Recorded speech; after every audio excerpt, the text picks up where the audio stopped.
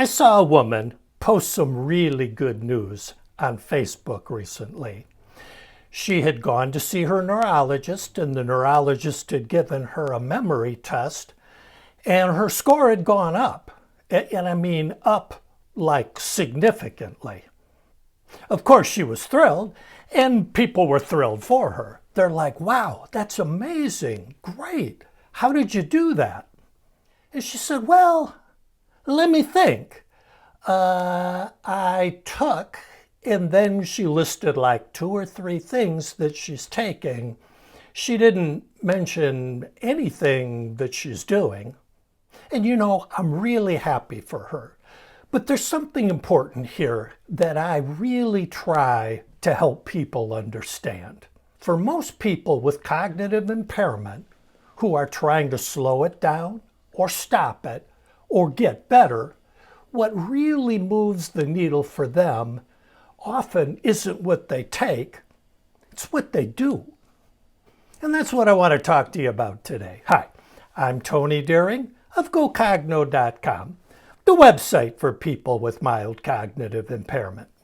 GoCogno is not just a catchphrase, it's an approach. It's the basis of my book, I Want My Mind Back.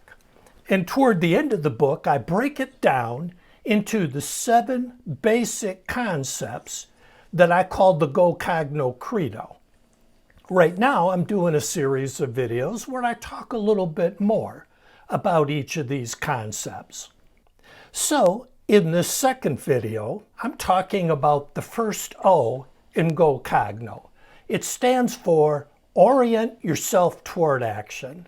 By that, I mean measure yourself more by what you do than by what you take. Now, for sure, there are things you can take for better brain health. Certain medications or supplements may be appropriate for you. And if your doctor recommends them, then yes, take them. But for the treatment of MCI, there really isn't a whole lot you can take. There are no drugs approved by the FDA for the treatment of MCI. There are a handful of Alzheimer's drugs that a doctor may give someone with MCI, quote unquote, off-label, but at best, those have limited benefit and often very serious side effects. On the other hand, there are plenty of things you can do and they work. Someday we'll have better treatments. But here's what I want to impress upon you. These lifestyle choices, particularly physical activity, diet, stress management, restorative sleep, brain training, already offer a proven benefit for people with MCI that medicine may never be able to match. And they're available right now. So put your emphasis there. They can make a real difference for you. Here's an exercise that may help. Divide a piece of paper down the middle. On one side, list the things you're taking. On the other, list the things you're doing.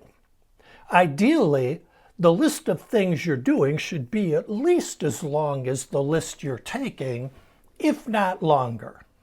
That's how you can know that you're taking a balanced, comprehensive approach to aggressively defend your cognition.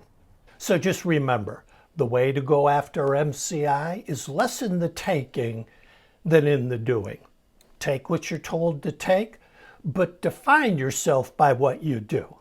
Of course, I go much deeper into all of this in my book, and if you want to learn more about that, I invite you to read the first chapter for free using the link below. Thanks for joining me today. I'll see you again next week when we talk about the concept of compounding. You know what compounding interest can do for your money, right? Just wait till you see what compounding can do for your cognition. See you next Sunday. Until then, as always, be kind to your mind.